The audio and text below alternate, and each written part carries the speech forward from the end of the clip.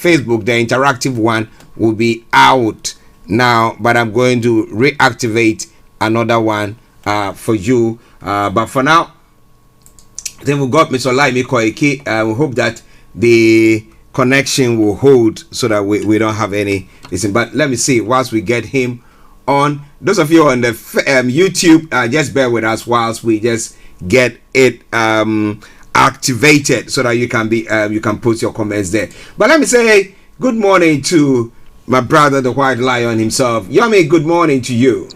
A very good morning to you, Mr. Archie. Good morning to all our listeners and viewers as we have multiple connections here from the other side of the globe. A very good afternoon to those that are watching, depending on the part of the world that you are. This is Starr Radio UK, your finest African and Caribbean radio station, and it is a Wednesday edition where so much is going on again this morning, and I'll slightly come back again to you in the studio, Mr. Archie, and I hope you can hear me loud and clear. Loud and clear, loud and clear, loud and clear. Now, how was your day and your evening? Because I knew that there were a few programs and early this morning as well. Well, as you can imagine, the world is so beautiful in the sense that we are communicating due to the best technology that we have at the moment, and those technology is so powerful. And you're quite right. Yesterday we had, after the Starr Radio UK morning show, we had a bit of conversation, and the focus point again was we have to give a breaking news regarding some of the things we're going to be discussing this morning, where the court has now finally nullified Igboho 20 billion judgment against the DSS. This morning we've started again because I was looking at Gorbachev, and I'm sure you've been looking at the news as well. Yeah. Which is what discussing, especially when you look at Africa, the way Africa has been put together. Gorbachev, for those that might not know, is the last leader of the Soviet, and he did his own best. He tried, like I was saying to some of my listeners this morning, to reform those at home as far back as 1985. But after some 6 years, Soviet Union decided that it was time to be dissolved. And today, 15 beautiful countries that are living side by side, even though we know there are issues between Ukraine and Russia, that we pray that will be resolved and there will be peace in that region. The question is, can the politicians also, as they are saying that they will reform Nigeria, restructure Nigeria, but are the indigenous people going to align with that? And the question again remains all the time, would there be election next year? But it seems Peter Obi continue with his campaign across the globe, where he is currently in the US, and likewise Atiku Tinubu are doing their own best. But the indigenous people continue with their peaceful campaign, and that is exactly where we started this morning before joining you again this morning. Well, listeners, that is what is happening when it comes to Nigeria. There's lots of things happening there, and we are going to tell you more about that in a moment. But wherever you are, once again, welcome. And that is Mr. Olayomi Koiki, the White Lion himself, on track. Now let's first of all come to the court's decision on Sunday Igboho's story. Now, what was the ruling of the court again there? Well, remember that there was a judgment that was given out to the case prior to the appeal by the Attorney General of the Federation, the DSS, which is the Department State Services. For just a brief, because of the time this morning, for those that might probably not understand, 1st of July, there was an assassination attempt on the life of Chief Sunday Adeyemo Igboho at his residence at Soka, Ibadan, southwest Nigeria, in the middle of the night, and that eventually led to 2 individuals that were killed, property were damaged, 12 people were taken away, and yesterday was exactly a year that 7 of those that were released until the fight for the remaining 5 eventually took some time as well. But there was a judgment that was given out yesterday by Justice Azan, overruling what Justice Ladiran Akintole that acted on the wrong principles of law in awarding the cost of 20 billion naira to Igboho. And Justice Azan of the appeal court says that the judgment of the lower court was not supported by any kind of evidence but by 2 affidavits. He said Justice Akintola cannot assess damages using its own conceived parameters, as there was no evidence that quoted the value of damage at Igbowo's residence. The court held that there was no evidence that 2 people were killed in Igbowo's house, and also that there is no claim that 2 people were killed in the Igbowo's house during the invasion, even though there is evidence that the DSS actually said during their statement that was released, even though those statements did not say everything, because millions of naira was stolen, jewelries were stolen, dollars and euro and pounds were stolen, but the only thing that we're able to present to the international community was that they found ammunition in Igbowo's house. There is no video recording of the incident after the attack, even though they also took away some recording that Igbowo had in his own residence. So yesterday, the headline that has come out from Nigeria says, Court of Appeal have now set aside the 20 billion judgment against the DSS. Now, so what are they trying to say? That the damage that they caused on Igbowo's house will not be paid for by the state? Well, you're quite right. And let me go back to some of what was actually said, by Justice Azan that gave the ruling. And he says, and I quote, that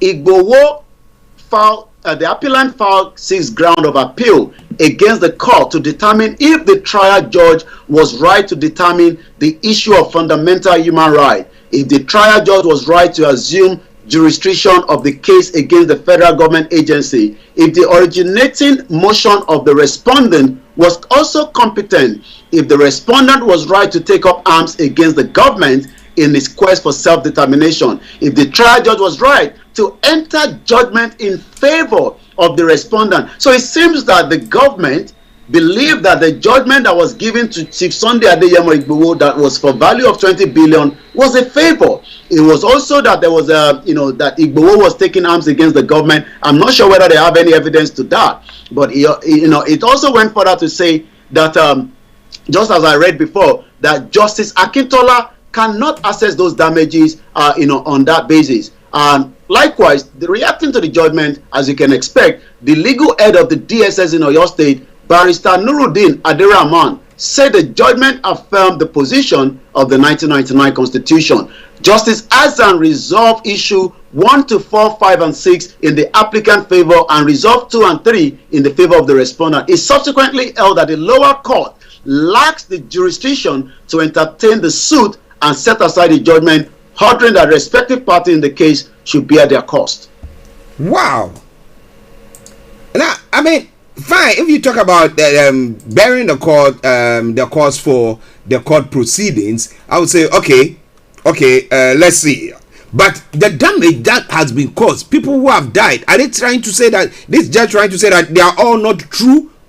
Well, he said there's no evidence that the DSS actually killed 2 innocent Yoruba men in Igbowo's house, even though evidence says 2 of them were right in the house as at the time the DSS arrived. We have blood evidence, even though the government of this particular APC of Buhari has actually taken the bodies away, and that is now showing that as a lot of people will now be waking up this morning, whether they were traveling overnight on an aircraft or arriving this morning wherever they are, and be shocked that a judgment that has been given has now been overturned by what we can call, again, what we will look at it from a different angle, a marginalization from a particular ethnic group against a different ethnic group.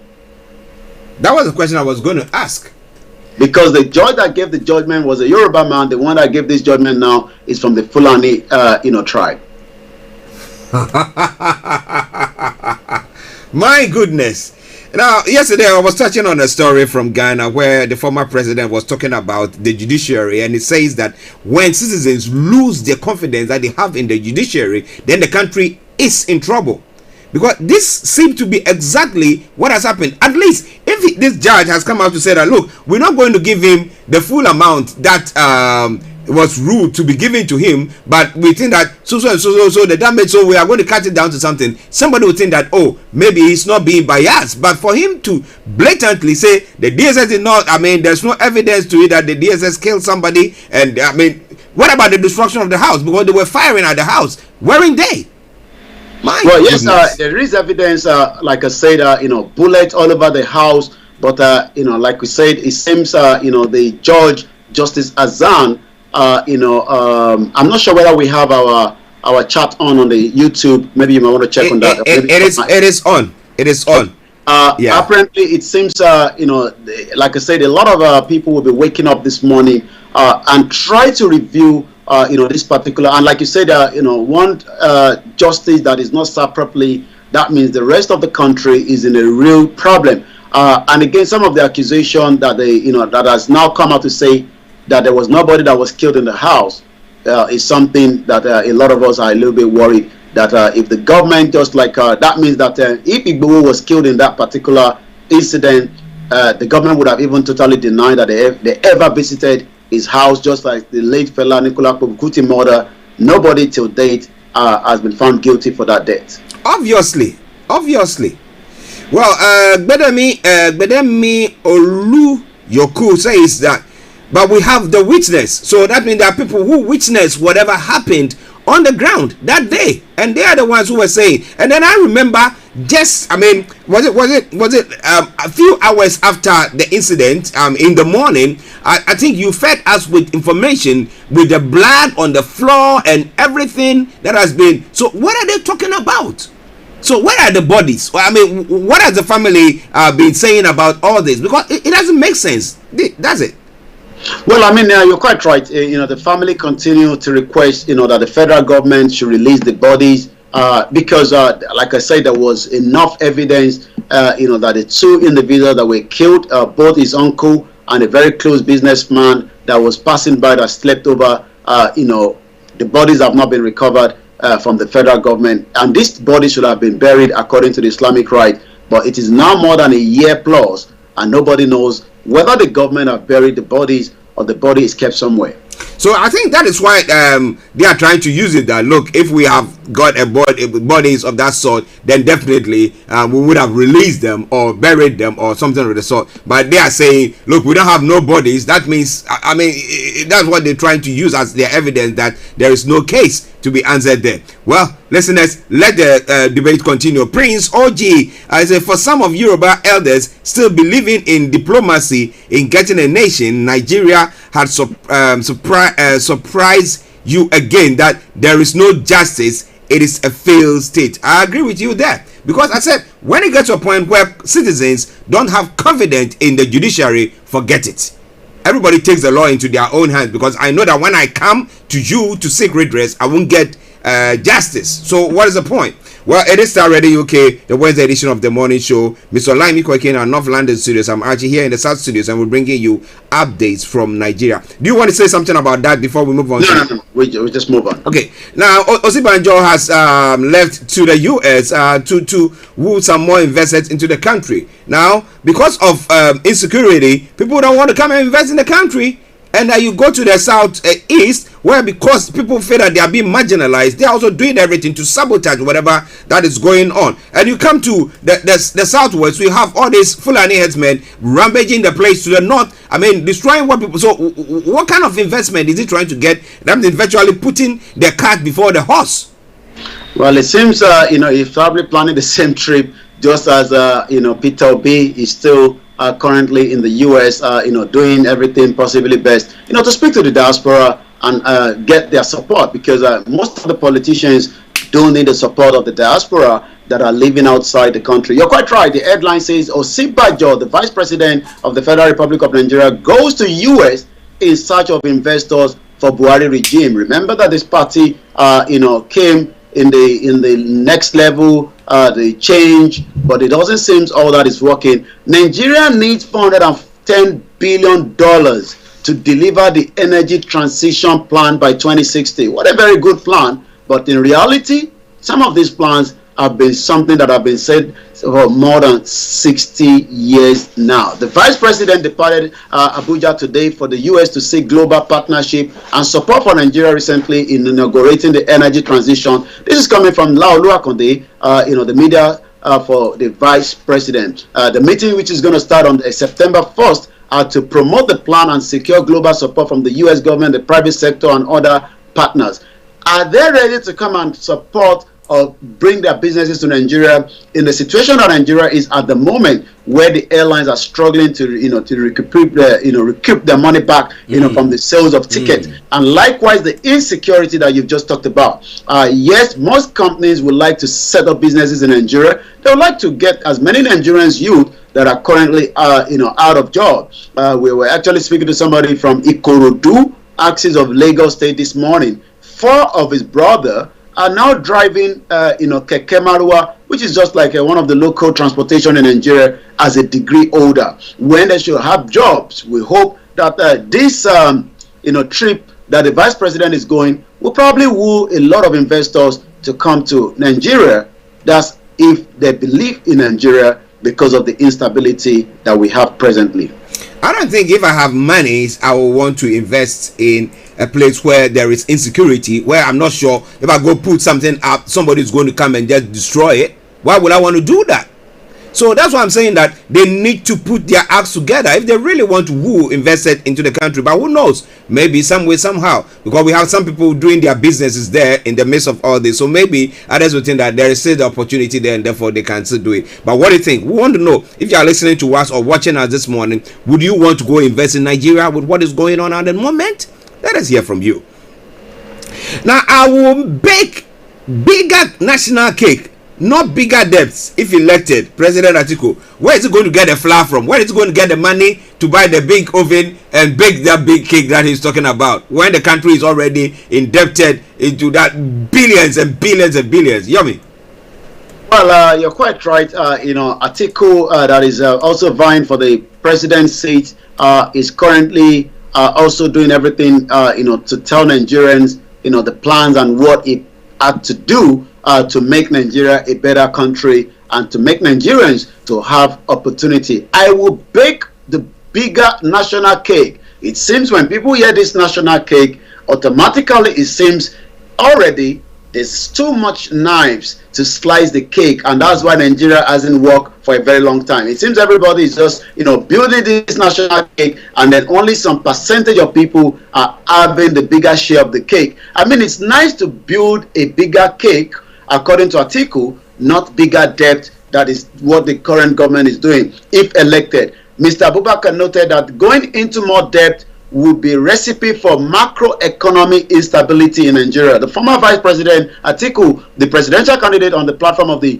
People's Democratic Party, has announced the intention to create more wealth for Nigeria and not weigh down the nation with unbridled debt burden. He says President Muhammadu Buhari's regime on Monday said Nigeria will likely borrow to finance another budget deficit of 11.3 trillion in 2023, thereby taking the country's debt to stock about 50 trillion naira. Zainab Ahmed, the cabinet minister of charge of the finance and the national planning, said Buhari regimes plan to spend 19.76 trillion next year. I'm not sure where those money are going to, because an average Nigerian this morning is struggling to have 3 square meals. Mr. Abubakar said he was also considering a government of national unity, tax rebate if elected in president in 2023. Wow, listeners, Starr Radio UK, the Wednesday edition of the morning show. So we don't have much time, but there are some interesting stories there. The group says Nigeria's politicians and officials dodge accountability and transparency, and this is a case where we have the president promising that he's going to assist 500,000 Nigerians who have been affected by flooding. Where is he going to get that money from? Well, you're quite right. Flood does have effect and fire across the world, and just as we had it, here in UK, in England, and other regions as well, during this summertime, that there was a lot of fire due to the weather. Buhari says to assist 500,000 Nigerians that are affected by flooding. President Muhammadu Buhari says he received regular update on the flooding, which has affected more than 500,000 Nigerians since January this year. In the statement that was issued by Garba Shehu, that is always what they do, issue the statement, but I'm not sure whether those Nigerians will even have that access to the money, even when that money eventually gets to their local government. He assured that his regime will continue to provide the needed emergency assistance to individuals. I was watching, and Atiku donated 50 million naira as well to Kano State, where young children were swimming in a pool of muddy water due to no drainage and all sorts. I'm not sure whether that was a good thing to do, but in Nigeria, everything counts. But eventually, they will fall sick, and there will not be any hospital to take care of them. So maybe somebody should have told them that swimming in a dirty, muddy water is not the best way, even though they might want to cool off the weather, but it is not a swimming pool that will create more problems. Buhari also invited public-spirited individuals and organizations to support hundreds of thousands of Nigeria needing urgent help in their affected communities. Well, let me say good morning to Believe Yourself channel. It says good morning to you all. God will protect you all in Jesus' name. Koiki, my brother, well done. And say EGMI me. Okay. That one. I'm not sure of the meaning of EGMI. Yes, but it is still Starr Radio UK. Mr. Olayomi Koiki in our North London studios, and let me hand it over to him for him to bring us the rest of the stories making the rounds. Over to you, Yomi. So we're just going to go straight, to one more, and then take you straight to the social media because of the, the 12 o'clock Wednesday edition. But tonight we'll be coming back and we review everything about the judgment that is coming from Igboho court case. And the question we'll have to do when we come later in the evening is, do you still believe in the justice system in Nigeria? So that will be the topic later on this evening at exactly 1800 hours. So let's take a look at more other headline that is coming out of Nigeria this particular morning as the end of the month, which is the payday for so many people that are being paid, and for those that are not being paid, we just say continue to demand the right justice from wherever you are, especially those in Nigeria where they are working tirelessly, but they're not getting paid as well. Tinubu lobbying to become Abacha minister. Join Adeko after rejection. Peter Obi calm. You can see that the firing between all these political parties is definitely out at the moment, as each of them will use everything to speak against each of their other campaign as well. Peter Obi media office has lampooned Dele Alaka after his comment about the Labour Party presidential candidate. Alaka is the Director of Strategy and Communication of Bola Ahmed Tinubu Campaign Presidential Council. The former Lagos Commissioner for Information has declared that Obi achievements were way less than Tinubu, but reacting, Obi media office noted that Alaka is among those who believe Nigeria begins and ends in Lagos, because everybody believes that Tinubu owns Lagos because of some of the money that have been used from Lagos State for his own personal gain. The camp said he might not have been to Anambra, was too biased to read up the Labour Party candidate's record in the public domain. And that you can see, the banter that have not even started yet. But let's now take you back to, the social media where Nigerians again this morning are reacting to the issue of the ASU strike. So that is actually trending at number 6 with so far 7,886 tweets. You would expect that Nigerians should be angry, upset that the education sector is completely shut down. But like I said, it seems maybe they have something that most of them are doing that is not giving this opportunity for them to really express, but they're doing so on the social media. So let's take a look at what they're saying on social media. According to Alhaji AAA, stop using hashtag ASU strike to delay our academic careers. University students are tired of staying at home. Enough is enough. Let's go to more as well. Again, ASU strike. Unilag, that's University of Lagos, speaks on resumption, debunks rumor of suspending the strike. So it seems there's also tussle between some of the state university that wants to resume, but there's a lot of pressure from the head of the ASU, and according to what we have here, ASU strike. Unilag speaks on resumption, but debunks rumor of suspending the strike. Also, federal government to hold a special meeting with the NUC, Pro-Chancellor and the Vice-Chancellor over ASU indefinite strike. So as we speak right now, ASU is currently on an indefinite strike, as we speak at the moment. So once again, if you've just joined us, this is Starr Radio UK. It is your finest African and Caribbean radio station in London as we continue to look at some of the headlines and the news coming out of Nigeria.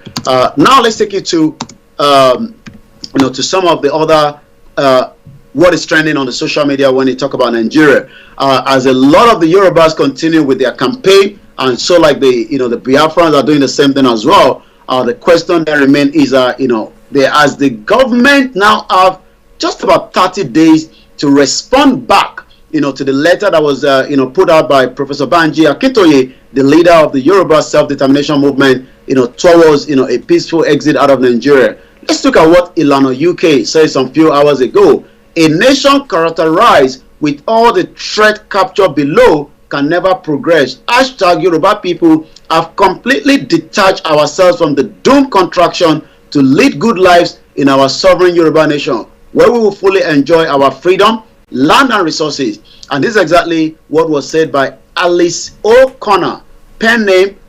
When you see that in order to produce, you need to obtain permission from men who produce nothing. When you see that money is flowing to those who deal, not in good but in favor. When you see that men get richer by graft and by pull, then by work, and your laws don't protect you against them but protect them against you. When you see corruption being rewarded and honesty becoming a self-sacrifice, you may know that your society is doomed. This was said in 1957 by Alice O'Connor. And just as we said earlier, it seems most of the politicians do not want a good transparency. When they come to you during an election, they will tell you everything that you need to know. But when the right time comes to perform, it seems they are not ready to do so. And that is why the particular group says Nigerian politicians officially dodge accountability transparency. Access to public information to demand accountability remains an Herculean task. You will never be given a free information so that they would not want you to know. And that is the reason why a lot of Nigerians, according to the Resources Center for Human Rights and Civic Education, has faulted elected and appointed office holder who make it difficult for stakeholders to access critical information for accountability. This is Star Radio UK, 11:35, August 31st. And the last day of the month, like I said, is a payday for some of us, but not for everybody in Nigeria. Well, those of you who have got your pay, remember those who don't even have some of the work to go to get any pay as well. It's sad when our leaders, live the flamboyant life, and then you see the ordinary people being marginalized. Well, it is Star Radio UK. Adamola Sahid Saka, good morning to you and to Yoruba Ogo Adulawo TV. He said, well done, Mr. Koiki, no going back. Yoruba Nation must surely stand. And Prince Oji says, hashtag for Igboho now. Hashtag justice for Igboho now. Hashtag justice for Igboho now. Because, well, that's why this evening on the Niger Voices, Yomi says we are looking at whether you still believe in the justice system in Nigeria. Because one court rules, because they think that, okay, that judge comes from maybe your tribe, so maybe he's ruled in your favor. And another one will rule when they go to appeal, the appellants go, then they also rule against you. So what kind of system is that? If I think that you've taken something from me, then I come all out. If I can take it, I can get it. I have whatever means that I want to use, I use it. Otogile Peter, good morning, everyone. And thank you very much for joining in. Yomi. Well, that will be for us to this morning. But make sure you tune in at exactly 1800 hours, where we'll be discussing, do we still have a fair justice system in Nigeria, reviewing the Igboho court case, and there will probably be an opportunity for a call-in. That will be on Star Radio UK. Remember, Star Radio UK, you can join us on all the social media platforms so that you can catch up with all the latest news, not just from Nigeria, across the globe, where we review everything. But for now, I will leave you in the hands of Mr. Archie, when I'll be back again in just about 6 hours from now. All right, Yami, let me say thank you very, very much for that wonderful update there as well. Bye for now. Bye-bye. Well, listeners, that was Mr. Olayomi Koiki bringing you updates from Nigeria. It is Star Radio UK. It is your favorite African and Caribbean radio station in London, bringing the time now to 11:38. Let's take a quick break and let me have a sip of water and we continue. But remember, this evening exactly at 18 hours BST or GMT +1, depending on where you are, on Niger Voices, the topic is, do we still have a fair justice system in Nigeria. In your assessment, do you think Nigeria has still got a fair justice system? So if you are an investor investing in the country, you think that if somebody is said to have swindled you in one way, shape or the other, or a company, or even you've had a fallout with the government, and therefore maybe you want monies that are owed you paid, do you think or do you believe that you will have a fair justice system that will present you and give you the justice that you so much require? We'll be discussing that on the Niger Voices. It's all coming your way from Starr Radio UK. 11:39. Let's take a quick break and then we come back with the rest of the story. Stay tuned. Don't you go away. Getting onto the property ladder has never been easy until now. Join us this and every Thursday from 7 p.m. to 8:30 p.m. live on the Property Hour Show on Starr Radio UK, where we talk to mortgage brokers, property developers, estate agents, landlord, tenant, property consultants on how to invest or get into the property business and make money. You can't afford to miss this. The Property Hour Show is your best source into the property industry. Welcome back to the program, Starr Radio UK, your favorite African and Caribbean radio station in London. Now, almost 11:40. So let's crack on. We got only about 20 minutes to bring the program to a close because it's a Wednesday edition of the morning show. Alrighty. So what's happening in other parts of the world? Let me take you straight to Ghana and let's look at some of the stories there. Well, this is a difficult question. Health Minister states under cross-examination. Now, what question is that? This pertains to ambulances. This is a difficult question, was the response of Health Minister Koiki Menu to a question posed by lawyers for former Deputy Finance Minister Dr. Kessel Atto Forson. Now, lead counsel for Dr. Forson was seeking to assess the minister's knowledge of documents in the custody of the health ministry. The minister is the fault of the attorney General's 5 witnesses to be relied upon in the prosecution of the former Deputy Finance Minister and 2 others accused of causing 2.3 million euros loss to the state in the purchase of ambulances. Now, lawyers for Dr. Forson on Tuesday, August 30, challenged the testimony of Health Minister. Now, lead counsel Dr. Abdulaziz Bamba questioned the minister on whether he reviewed all relevant documents before coming to testify. The minister replied that he reviewed documents he was privy to. Now, Dr. Bamba, and before coming to testify, you reviewed relevant documents. Health Minister, I reviewed all documents that I cited. Document that I wasn't privy to, I couldn't have reviewed, I was not privy to. So, the lead counsel goes on, Dr. Bamba, do you know of any other documents at the Ministry of Health on the ambulance transactions that you did not review? The health minister answers, this is a difficult question. How will I know them? Sorry, my lord, you said I should not ask a question. I do not know of any. Interesting judicial system in Africa. Wonderful. This around in Ghana as well. Well, what will happen? Now, interestingly, they made these ambulances sat rot. Now, even if it wasn't fit for the purpose, couldn't we have used it for something else? Now, in this part of the world, we have ambulances. There are 2 types of the ambulance. The one that are fitted with all the blah, blah, blah. And there's one that cuts people from patients from hospitals after they've been discharged to their homes, or when the cases are not that serious, they can bring them, maybe those who cannot walk or something of the sort. Couldn't we have used that for that? We live life of opulence. Meanwhile, I call it sort of stupidity, because you don't have the means, and yet the little that you have, you waste it. Well, it is Starr Radio UK. It is your favorite African and Caribbean radio station in London. Well, it seems that the new Accountant General or Auditor General seems to be doing some good job there.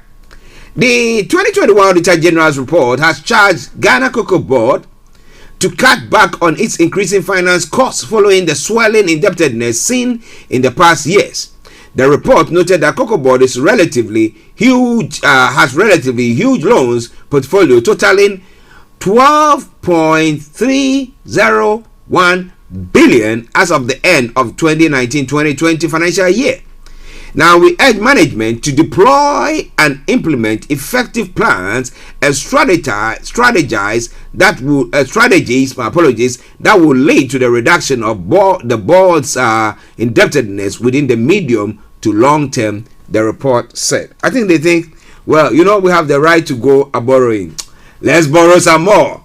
Now, also the report said, we noted during our review of the 2019-2020 approved budget statement that Cocoa Board expended an amount of 230.7 million pounds on the principal repayment of a 10-year loan with Bank of Ghana, which was not included in the approved budget of 2019-2020 financial year. We advise management to ensure that all the board's activities are adequately provided for in its estimate, ensure that it operates within its approved budget. But who is going to hearken to this advice that the Auditor General is putting across? Are they going to call him another small boy trying to wrestle or flap his wings wherever he is, trying to make people uncomfortable? Well.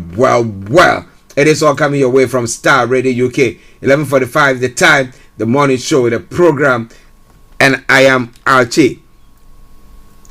Let me bring you one story, a quick one from Ghana as well. We have Koiki Anyidoho, the suspended former Deputy General Secretary of the National Democratic Congress, Koiki Anyidoho, has said he is returning to engage in active politics in the party. According to him, his intention is to legitimately take back the part from those who have hijacked the party, the party. In a Twitter post, he said he has not been sacked by the party despite the party's communique that he has been sacked, adding that nobody can actually sack him from the party. I am back, full swing into active NDC politics, and we shall not pay any ransom to those who have hijacked our party. We shall take back with what legitimately belongs to us. Revo, that's revolution, has a long way to go, but has come to stay. Who born dog? He tweeted. My goodness, but nobody has sacked me from NDC, and nobody can sack me from NDC, he added. So what is he going to do on that front? Is he just going to walk to some place and say, well, I'm not leaving, you cannot sack me, you cannot get me out of here, I'm not going nowhere? Whoops. Well, how would that pan out? Well. It is Starr Radio UK. The Wednesday edition of the morning show. Now, moving on straight to other parts of the world on the African continent. Well, the Liberian president, Oponwia, is under pressure from U.S. charges against officials. Now, Liberian President George Weah has come under fire a year ahead of the presidential election for his inadequate response to the indictment of 3 senior officials for alleged corruption and embezzlement by the country's major U.S. ally. The U.S. administration threw a spanner in the works of Liberian politics by announcing in August sanctions against the man who serves as President Weah's chief of staff and 2 other men whom it accuses of wrongdoing.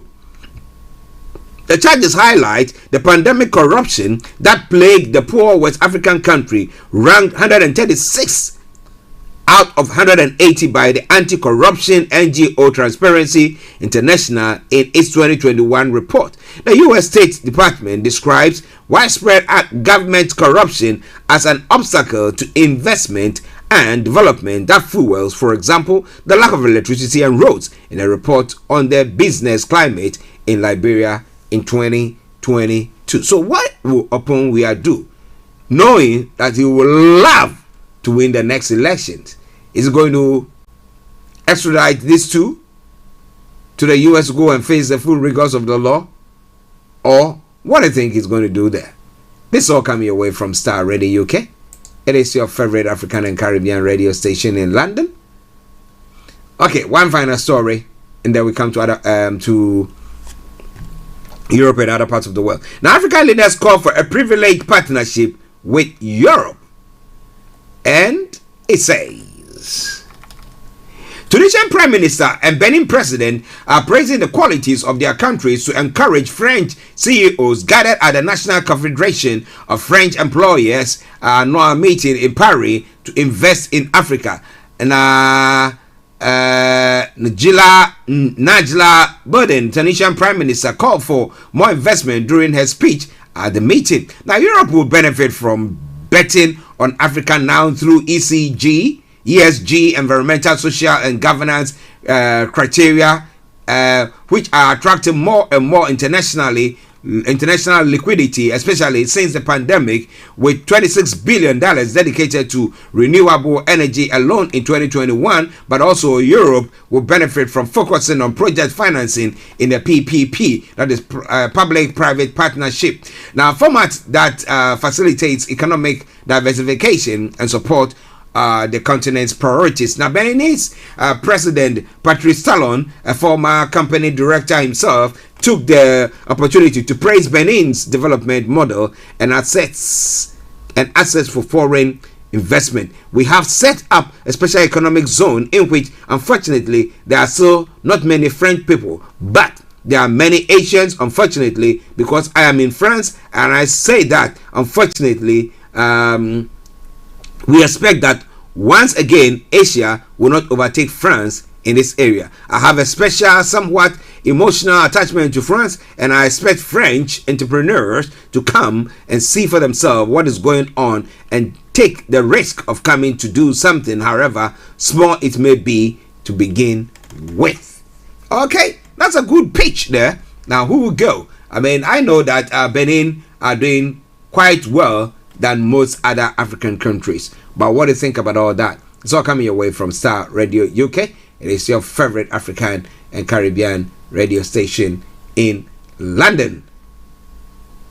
10 minutes to 12. Now, breaking news coming through. The Queen will not return to London to appoint UK's next Prime Minister, but will stay at Balmoral to do it in a break with royal tradition. So they're going to be flown in helicopter or whatever means to that particular destination to receive the blessing or the swearing in by the Queen. Okay, we'll be looking more into that. Now, in some other world stories, last Soviet leader Mikhail Gorbachev has died at 91.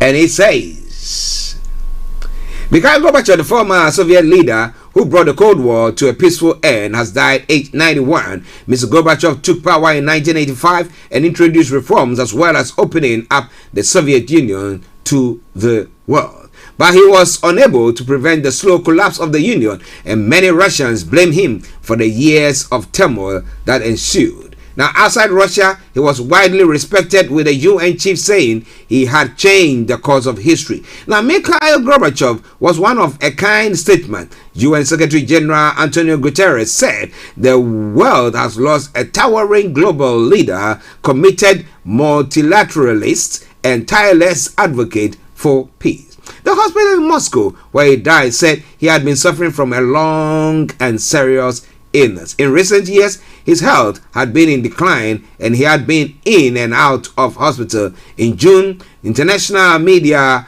reported that he had been admitted after suffering from a kidney ailment.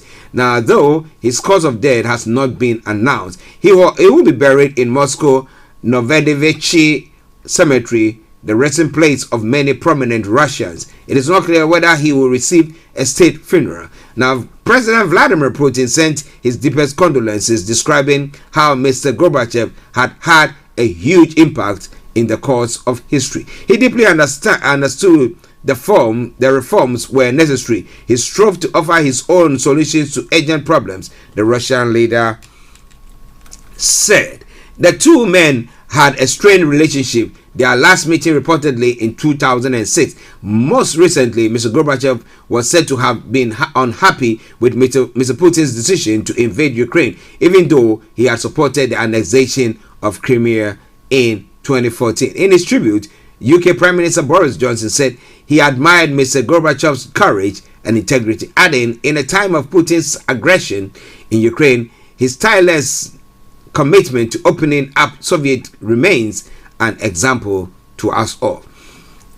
Now, U.S. President Joe Biden called him a rare leader and praised Mr. Gorbachev as a unique politician who had the imagination to see that a different future was possible amid tension of the Cold War. European Commission President Ursula von der Leyen praised him as a trusted and respected leader who opened the way for free Europe. This legacy is one we will not forget, she added. Well, Mr. Gorbachev became the General Secretary of the Soviet Communist Party and de facto leader of the country in 1985. At the time, he was 54, the youngest member of the ruling country council known as the Politburo, and was seen as a breath of fresh air after several aging leaders. His predecessor, Konstantin Chenyenko, yes, had died age 73 after over a year in office. And then few leaders have had such a profound effect on the global order, but Mr. Gorbachev did not come to power seeking to end the Soviet grip over Eastern Europe. Rather, he hoped to revitalize his society.